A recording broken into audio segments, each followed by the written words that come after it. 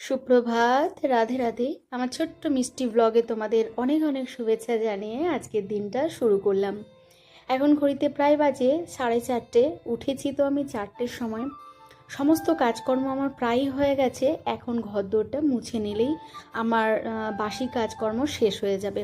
আর রাত্রের বাসন আমি রাত্রেই ধুয়ে রাখি, তাহলে কাজ একটু সহজ হয়ে যায়।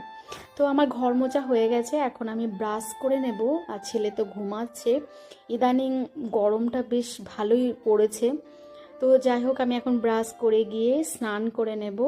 আর ছেলের আজকে থেকে স্কুল শুরু হয়ে যাচ্ছে। যাদের ছেলেমেয়েরা স্কুলে যায় সে সব ছেলে মেয়েদের মায়েদের প্রচুর চিন্তা থাকে ছেলেকে টিফিন কি বানিয়ে দেব। আমারও এরকমই একটা চিন্তা ভাবনা চলে রোজই।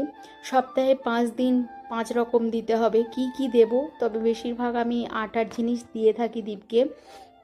এখন আমি গিয়ে আরতি করে নেব। আরতি করেছি, তারপর টিফিন বানাচ্ছি। টিফিনে আজকে বানাচ্ছি পরোটা রোল বানিয়ে দেব। এই যে ডোসা যেমন বানায়, দোসা যে যাই বলবে বলো, তো আমি তো ধোসাই বলি। তো এই আর কি, ধোসার মশলাটা যেভাবে বানায় আলু দিয়ে, আমি ঠিক সেরকমই বানিয়েছিলাম। আর পরোটা ভেজে নিয়েছি ঘি দিয়ে, যাতে পরোটাটা নরম থাকে। একটু শসা কেটে নিয়েছিলাম, আর এখন সেটাই আমি রোল বানিয়ে দিচ্ছি। এইটা আমার ছেলে খেতে ভালোবাসে। আমার ছেলে রুটি পরোটা খেতে পছন্দ করে। যাই হোক, আমি একটু সস দিয়ে দিলাম। এটা আমি রোল করে ওকে দিয়ে দেব। দুটো দিয়ে দেব, ওরা বন্ধুদের সঙ্গে ভাগ করে খায়। তো যাই হোক, এক এক দিন এক এক রকম দিতে হয় ছেলেকে, রোজ একই রকম টিফিন নিয়ে যেতে চায় না। তাই আমাদের বেশ চিন্তায় থাকে যে কি দেবো রোজ রোজ টিফিনে।